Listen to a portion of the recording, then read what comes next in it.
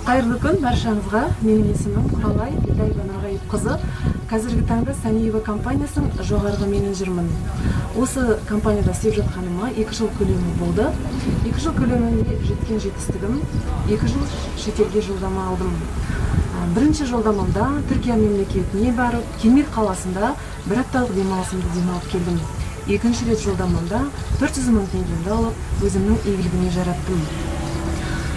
Бұл жетістікке жету себебім құпиям, мен Саниева компаниясының президенті Саниева Роза Қожахметқызының ойдың құпиясы сабағына қатысып, мен өз ойымды тұрақтадым.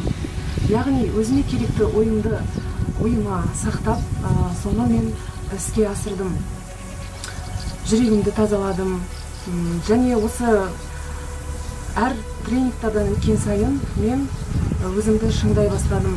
Қазіргі уақытта Саниева компаниясында барлық үлкен команда құрып, Қазақстанның 14 облысынан команда құрып, және барлық осы Саниева компаниясының өнімдерін халыққа ұсынып отырған жайымыз бар.